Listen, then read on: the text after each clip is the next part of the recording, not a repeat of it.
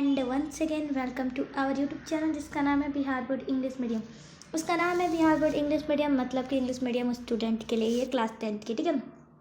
Specially secondly, अगर आप channel को सब्सक्राइब नहीं किए तो चैनल को सब्सक्राइब करें, बेल आइकन को प्रेस करें। और थर्डली, अगर आप टेलीग्राम चैनल पर ज्वाइन नहीं हुए तो टेलीग्राम चैनल पर ज्वाइन हो जाए। Notes, PDF, everything is in the Telegram, ठीक है।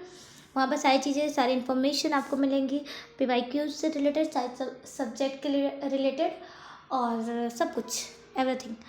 तो चलिए स्टार्ट करते हैं चैप्टर 7 हिस्ट्री के, ठीक है। ट्रेड एंड ग्लोबलाइजेशन के बारे में, ठीक है। तो expense and unification of world market in the 19th and beginning of the 20th century के बीच में ये शुरुआत हुई है, ठीक है। यूनिफिकेशन ऑफ वर्ल्ड मार्केट और एक्सपेंशन की इंट्रोडक्शन में बात करते हैं तो जो कॉन्सेप्ट है ट्रेड और कॉमर्स की दुनिया में, उसके आज की जो इकोनॉमिक वर्ल्ड है उसे क्या माना जाता है मॉडर्न एज के लिए? एक तोहफा, गिफ्ट, ठीक है, गिफ्ट माना जाता है। ओके, देन बात करते हैं वर्ल्ड मार्केट क्या है।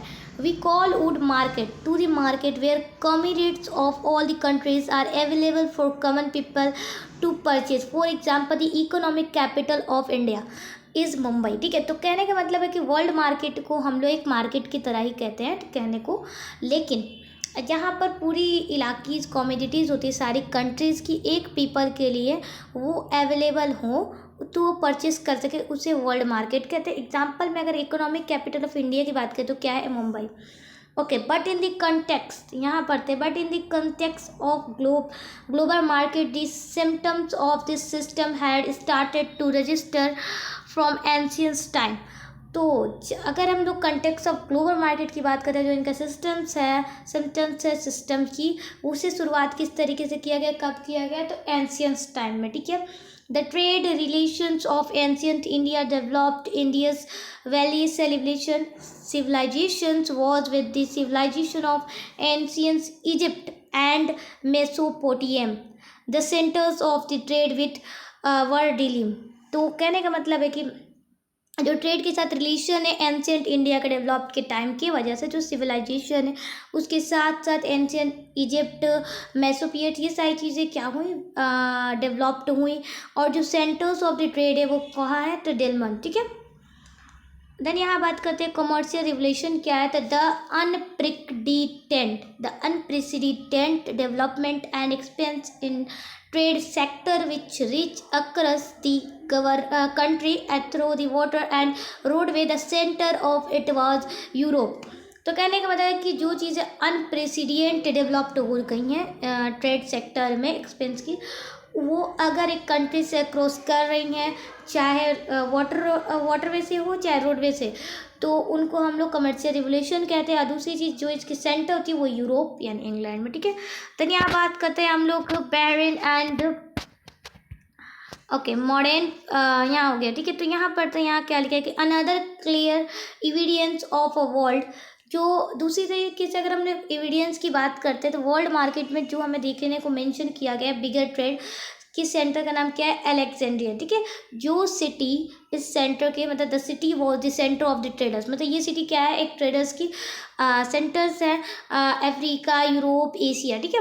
The city was established by the great Greece world conqueror the emperor Alexander at the mouth of the Red Sea, the northern part of modern Egypt. तो कहने का मतलब है कि यहाँ पर की जो सिटीज़ है वो स्टेबल्स हुई हैं किसके थ्रू? तो ग्रीस वर्ल्ड के कॉन्क्रीट के।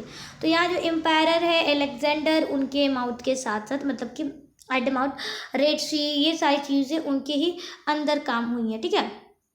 इंडस्ट्रियल रिवोल्यूशन क्या है? प्रोडक्शन ऑफ गुड्स, मतलब कि सामान की प्रोडक्शन होती है एक लार्ज स्केल में, एक बड़े फैक्ट्रीज में, किसके थ्रू? तो मशीन जिसको ऑपरेट एक स्टीम पावर करती है।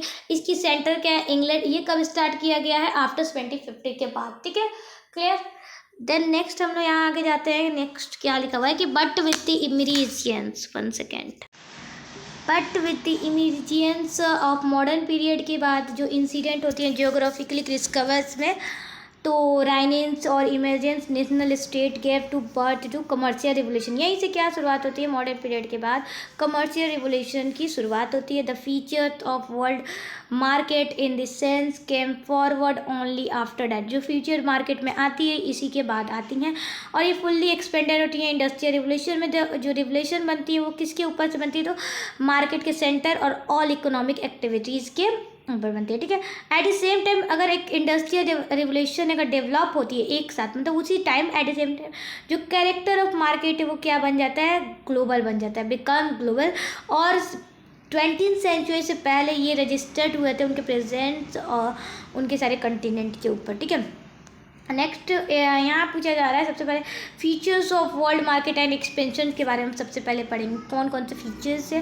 तो 18th सेंचुरी के मिड में, ठीक है, जो प्रोडक्शन ऑफ गुड्स स्टार्ट हुए थे बड़ी बड़ी फैक्ट्रीज़ में इंग्लैंड में, ठीक है। और ये फैक्ट्रीज ऑपरेट होती थी किसके थ्रू, स्टीम इंजन, ठीक है। और इन सारे प्रोसेस प्रोडक्शन ऑफ गुड्स, ये सारी चीज़ों को हम लोग ट्रेमेंडेंसली देते थे इन अकॉर्डियंस विद द इंक्रीज प्रोडक्शन। मतलब ये सारी चीज़ें अकॉर्डिंगली प्रोडक्शन को इंक्रीज कर रही थी, रॉ मटेरियल्स की नीडेड थी। Then England drew her attention toward North America. North America पर इंग्लैंड की नज़र पड़ती है, फिर नॉर्थ अमेरिका, एशिया और अफ्रीका पर। तो वहाँ से उन्होंने क्या लिया, रॉ मटेरियल लिया, एविडेंस किया, उसके बाद से रेडीमेड मार्केट को दिया, ठीक है। The success of industrial revolution dependent on this two. मतलब कि जो इंडस्ट्रियल रिवोल्यूशन की सक्सेस, कामयाबी है, वो किस पे डिपेंड करती है, इन दोनों पे डिपेंड। सो इंग्लैंड इन्वेडियर टू हैव पावरमेंट, उनके पास जो पावरमेंट राइट ओवर थी वो चीज़ें रॉ मटेरियल को अबेडियंट करते थे थ्रू। इसकी वजह से एक new system of government colonialism emerge हुआ। यहीं से किस शुरुआत हुई, क्लोनलिज्म की, ठीक है। ओके तो देन यहाँ देखो, यहाँ सबसे पहले एक न्यू वर्ड मिल गया हम लोगों को, क्लोनलिज्म। तो यहाँ इसके बॉक्स की तरफ बढ़ते हैं, ठीक है। Colonialism is such a political economic system, एक पॉलिटिकल इकोनॉमिक सिस्टम है जो डायरेक्टली कंडक्ट किसके लिए कौन करता है, कंडक्ट एशिया करता है, और अभी जो अनडेवलप्ड अफ्रीका और साउथ अमेरिका कर रहा है, किसके साथ, यूरोपियन कंट्रीज के साथ। ये एक ऐसा सिर्फ वन ऑब्जेक्ट इस पर एक्सप्लोर करती है इनके कंट्रीज में, ठीक है। देन यहाँ पर बात करते हैं the emergence of big city. जो बिग सिटी इमर्ज हुए थे सिटीज़ में, मैनचेस्टर हो गया, लिवरपूल हो गया, लंदन, ये सारी चीज़ें इसमें आउटकम में आई। Goods were produce in these cities, जो सामान थे ये सारी सिटीज़ में प्रोड्यूस होते थे, और एज वेल एज सोल्ड, मतलब कि बाहरी देशों में बेचा जाता था। Simply world market of the 18 and the मतलब कि 18th सेंचुरी और शुरुआत की 19th सेंचुरी में जो वर्ल्ड मार्केट थी वो इस टाइप से चली। जो बेस किसके फीचर पे थी, ये वर्ल्ड टेक्सटाइल इंडस्ट्रीज की वर्ल्ड मार्केट बेसिस पे थी, ठीक है। अब बात करते हैं गिरमिटिया लेबर के बारे में। तो जो लेबर्स क्लोनल कंट्रीज से होते थे वो अपने गवर्नमेंट को लेते थे अंडर ए डिफिनिट कॉन्ट्रैक्ट, एक पीरियड के अनुसार, ठीक है। उसे हम लोग गिरमिटिया मजदूर कहते थे। दे वर इंगेज इन कैश क्रॉप, ये इंगेज किस तरीके से, कौन से, मतलब लेबर कौन से क्रॉप में, तो कैश क्रॉप में, लाइक शुगर कैन का, ठीक है, प्रोडक्शन हो गया। Labourers from Bhojpuri spoken areas in India, जो भोजपुरी बोलते थे उनको लिया जाता था ईस्टर्न यूपी से, वेस्टर्न बिहार इंडिया में, ठीक है, पंजाब, हरियाणा, ये सारी जगह से इन्हें लिया जाता था, ठीक है। कंट्रीज़ में भी शुगर कैन की फार्मिंग होती थी, ठीक है। देन आगे बात करते हैं with the expansion of industrial revolution of the feature, मतलब कि इसके साथ साथ जो इंडस्ट्रियल रिवोल्यूशन की एक्सपेंशन थी, फीचर थी, वो मार्केट में आना स्टार्ट हो गए, ग्लोब हो गई। इनके साथ 3 इकोनॉमिक टेंडेंसी की एक जन्म हुई, migration of worker, flow of capital, ठीक है। अब देन बढ़ते हैं यहाँ पर utility of the world market के बारे में, ठीक है। तो कौन कौन सी क्या क्या यूटिलिटी है वर्ल्ड मार्केट में उसके बारे में। तो जो कंडक्टिंग ऑफ इकोनॉमिक एक्टिविटीज़ है इंडिपेंडेंटली, वो नेसेसरी होती है मार्केट के ऊपर, ठीक है। ग्लोबल नेचर्स की जो मार्केट होते हैं उसके प्रोटेक्ट करते हैं इंटरेस्ट, जो कि ट्रेडर्स और वर्कर कैपिटलिस्ट, जो मिडिल क्लास के लोग होते हैं, जो कॉमन कंज्यूमर होते हैं, ठीक है। जो फार्मर्स के पास एक गुड रिटर्न उनके पास आती है फील्ड में, बिकॉज मार्केट बहुत ज़्यादा कम्पिटिटिव हो गया था। उनकी स्किल्स, जो लेबर्स की बहुत ज़्यादा रिकॉग्नाइज, इंपॉर्टेंट जो चीज़ थी उनके लेबर की स्किल थी इकोनॉमिक एडवांटेज के लिए, उनके साथ थ्रो किसके साथ हुआ, तो ग्लोबल मार्केट के साथ। न्यू अपॉर्चुनिटी जो जॉब की आती थी, क्रिएट होती थी वर्ल्ड मार्केट में, उनके पास एक बहुत बड़ा इंपॉर्टेंस था expansion of modern ideology and a weekend की, ठीक है। नहीं यार, नेक्स्ट हम लोग आगे बढ़ते हैं कि advantage and disadvantage of the world market, मतलब क्या क्या एडवांटेज हुए वर्ल्ड मार्केट की और क्या क्या डिसएडवांटेज, मतलब फ़ायदे नुकसान के बारे में। जो the world market increase trade, मतलब कि ट्रेड को वर्ल्ड मार्केट क्या कर दिया, बहुत ज़्यादा बढ़ा दिया। इंडस्ट्रीज भी बहुत आगली डेवलप्ड हो गई थी, और तो और 3 स्ट्रॉन्ग सोशल क्लासेस भी जन्म हुए, मतलब बढ़ तो इनकी भी। The capitalist, the worker and the stronger purchase, जो इमर्ज आगे development of modern banking system हुई थी, हैपन इन सारी चीज़ों के बीच में। इंडस्ट्रियलाइजेशन, मॉडर्नाइजेशन और क्लोन कंट्रीज़ में, लाइक इंडिया की कंट्रीज़ में ये सारी चीज़ें हुई, ठीक है। वो उनके साथ साथ होते थे, लिमिटेड भी थी, और in turn with the world market. जो कंस्ट्रक्टेड सेक्टर्स थे, जिस तरीके से अगर हम बात करें जो जो कंस्ट्रक्ट में आती हैं, railway, road, shipyard, mining, guarding, grinding, developed, ये सारी चीज़ें क्लोन कंट्रीज़ में होने लगी। और उनके साथ एक ट्राइमेंट्स चेंज भी आने लगा एग्रीकल्चर प्रोडक्शन सेक्टर में, जैसे प्रोडक्शन कुछ नोवल क्रॉप्स, टैबाकू, रबर, कॉफ़ी, ये सारी चीज़ों की क्या हुई, प्रोडक्शन हुई, ये सारी सेक्टर के बीच में। इनके साथ रिजल्ट क्या है, एक बहुत बड़ा चेंज आया एग्रीकल्चर सेक्टर में, जो कि साउथ अमेरिका में देखा गया था, ठीक है, और मैक्सिको में, ठीक है। देन यहाँ पर बात करते हैं डिसएडवांटेज में। तो डिसएडवांटेज क्या हुआ था वर्ल्ड मार्केट का, तो सिंपल सा एक्सपेंडिंग जो नेचर था वर्ल्ड मार्केट का, वो एक न्यू इरा क्रिएट कर रहा था, ठीक है। रियलिटी इसके पीछे ये थी कि बहुत कड़वी एक रियलिटी थी, ठीक है, और एफिलियंस एक बहुत कड़वी रियलिटी की। जो वर्ल्ड मार्केट था एक न्यू एज ऑफ क्लोनलिज्म और इम्परलिज्म को एशिया और अफ्रीका में एक जन्म दे रहा था, ठीक है, धीरे धीरे। Exploration ancient colonize such as India बात करें, intensified the local self reliance economy of the colonies, और उसके बेस पे अगर हम बात करें कुछ छोटे और कॉटेज इंडस्ट्रीज के, वो भी बर्बाद हो चुके थे, किसकी वजह से, वर्ल्ड मार्केट। जो यूरोपियन कंट्रीज थी वो भी डिस्ट्रॉय हो गई थी, उनके लोकल इंडस्ट्री थे वो भी अनप्लान, मतलब कि उनके सारी जो प्लान जो चीज़ें थी, पॉलिसी थी, वो भी destroy. So there industrial revolution would successful, industrial revolution थी वो वुड सक्सेस हुई, प्रोग्रेस इन ट्रेड, क्लोजनेस भी हुआ वर्ल्ड इकोनॉमिक का, और जो कुछ चीज़ें थी लाइवलीहुड की वो भी स्नेच हो गई, ठीक है। यहाँ पे पहले बात करते हैं इम्पीरियलिज्म क्या है।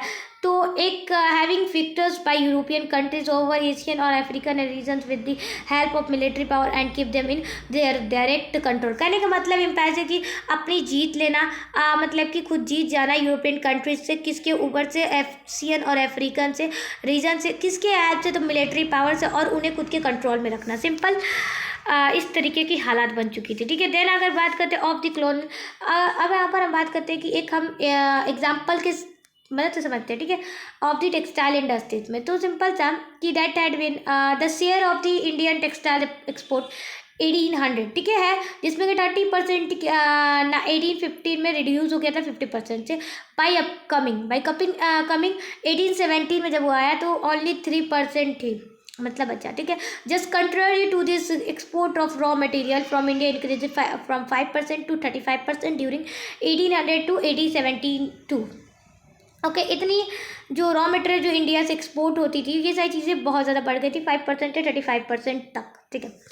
द वर्ल्ड मार्केट जो कज है ह्यूमन नीड की क्राइसिस, लाइक फेमिने, हंगरी, पोवर्टी, गरीबी, ये सारी चीज़ों की एक फेमिना निकला, ठीक है, अकॉर्ड इंडिया में हुआ था 1850 से 1920 तक, ठीक है, जिसके कारण बहुत लाखों लोगों की मृत्यु हो गई थी, डेथ हो गई थी।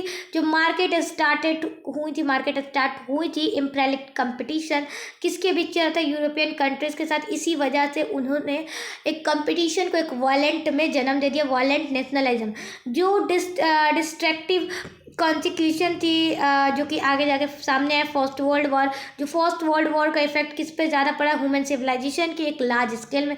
इसके साथ साथ बहुत चीज़ें क्रिएट हुई, क्राइसिस हुए, और तो उससे पहले जो वर्ल्ड था एक फोर सीन देखा जाता था वर्ल्ड को, ठीक है। देन बात करते हैं यहाँ पर कि trade and economic between the two great wars, मतलब कि ट्रेड और इकोनॉमिक दो बहुत बड़े वॉर के बीच में किस तरीके से चल रही हैं, तो उसके बारे में।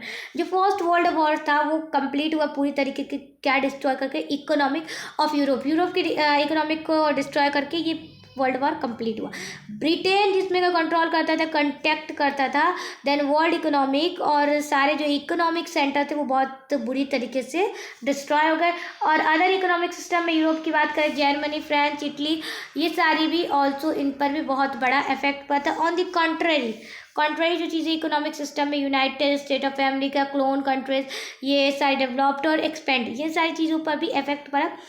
और as in India in that time the development in textile, jute mining sector etcetera, ये सारी चीज़ों पे एफर्ट पड़ा। इंडियन इंडस्ट्रियलाइजिस्ट में टाटा बिरला, गोदरेज, जामुना लाल, बजाज एक्सेट्रा, ये गिफ्ट ऑफ दिस डेवलपमेंट हुआ। ठीक है, इकोनॉमिक डिप्रेशन की बात करते हैं, that situation in the economic system when development of all the three pillars of economic, agriculture, industries, trade, interpret, lacks of people. Simple से समझो कि वैसा सिचुएशन जब इकोनॉमिक सिस्टम हमारा डेवलपमेंट तीन पिलर से हो, एग्रीकल्चर, इंडस्ट्रीज और ट्रेड इंटरप्रेट से होते, लाखों लोग जब जॉबलेस हो जाए और बैंक्स और कंपनीज की एक्सपीरियंस बैंकरप्ट बहुत ज़्यादा बढ़ जाए और मनी, पैसा और सामान दोनों की इम्पोर्टेंस मार्केट में ख़त्म हो जाए। ठीक है, नो इम्पोर्टेंस। अब बात करते हैं कि after the end of the world, मतलब कि वर्ल्ड वॉर के ख़त्म होने के बाद एक सीरियस एफर्ट पड़ता है किसके ऊपर, यूएसए के पास।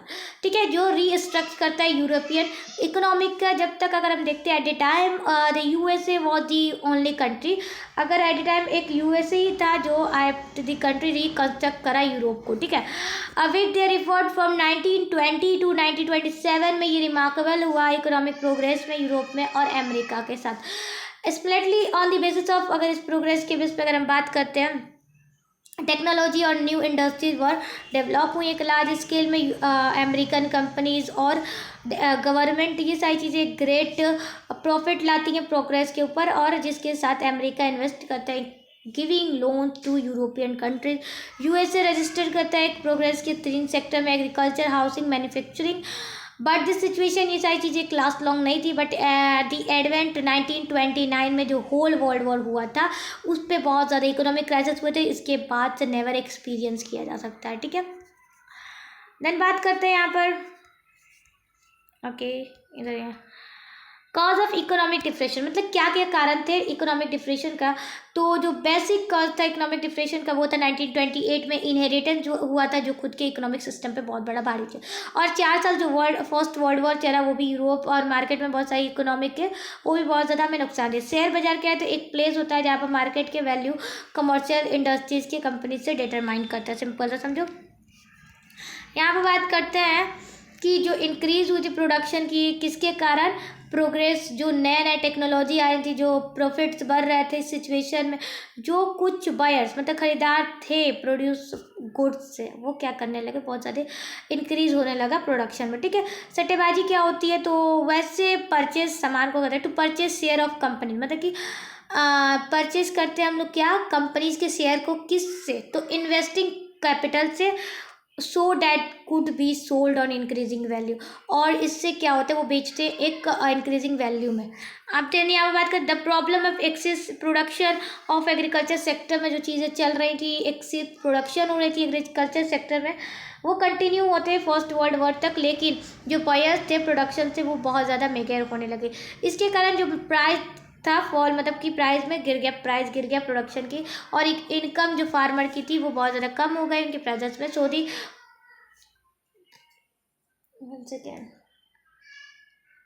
सो they cope with the situation they increase the production, मतलब कि जो कोप थे उनकी सिचुएशन में वो प्रोडक्शन को बहुत ज़्यादा बढ़ा दिया, उनकी इनकम लेवल भी बढ़ गई मेंटेन करने के लिए, सेलिंग मोर गुड। ठीक है, चीपर प्राइस में वो बेचते थे। ठीक है, उसके बाद से बहुत ज़्यादा एग्रीकल्चर प्रोडक्ट मार्केट में प्राइजेस की ज़रूरत पड़ी थी, इक्विपमेंट की, एग्रीकल्चर प्रोडक्ट बिंग डम मतलब बहुत कम हो गए थे और बहुत सड़ गल गए थे। ठीक है, सड़ना स्टार्ट हो गए थे एग्रीकल्चर के प्रोडक्ट को, आप जानती हैं उनको ज़्यादा दिन रहेंगे तो बर्बादी होगा और लॉसेज जाएंगे। ठीक है, एक्सेसिंग द सिचुएशन, इसके साथ साथ मॉडर्न इकोनॉमिक कैडल उनका बुक आया द कॉमर्स ऑफ नेचर, उनके में मेंशन किया गया था devolution of agriculture product and the food grade all parts में, किस तरीके से ये सबसे बड़ा क्राइसिस था वर्ल्ड में क्या बोलते हैं इकोनॉमिक क्राइसिस का। ठीक है, देन यहाँ बात करते हैं हम लोग कि this constructed economic nationalism broke the backbone of the market of the trade world. ठीक है, जो ये कंस्ट्रक्ट था मतलब इकोनॉमिक नेशनलिज्म का ये बैकबोन है, इसको टूट गया और द ट्रेडिशन ऑफ सट्टाबाजी स्टार्ट हो गया यहाँ पर। और उसकी वजह से अमेरिकन जो मार्केट था वो इकोनॉमिक डिप्रेशन के साथ बहुत ज़्यादा प्रूफ कर दिया खुद को डिसीव्ड। और इसके साथ साथ एक इंक्रीजिंग क्या आया, अमेरिकन इकोनॉमिक डेवलपमेंट पहला वर्ल्ड वॉर में। ठीक है, क्या हुआ, सबसे ज़्यादा जिसकी इकोनॉमिक डेवलपमेंट हुई थी वो हुई थी अमेरिका की। और इसके अट्रैक्ट क्या होती, बहुत ज़्यादा कैपिटलिस्ट जो हुए थे अमेरिका के, वो इन्वेस्ट करते थे सरप्लस कैपिटल इन सट्टा और मतलब बिटिंग सट में। और इसके साथ साथ दे गोट बहुत ज़्यादा उनको प्रॉफिट भी मिला। Competition to the economic development. इसके साथ साथ जो रियल क्राइसिस स्टार्ट हुई वो किसके साथ हुई थी, जो शेयर मार्केट था न्यूयॉर्क स्टॉक एक्सचेंज, इनके साथ। तो कल ये पढ़ेंगे क्या क्या इम्पैक्ट पड़ा इकोनॉमिक डिप्रेशन पे। आज के लिए इतना ही काफ़ी है, मिलते हैं नेक्स्ट वीडियो में। तब तक के लिए चैनल को सब्सक्राइब करें और बेल आइकन को प्रेस करें, टेलीग्राम लिंक पर ज्वाइन हो जाना। ठीक है, बाय बाय।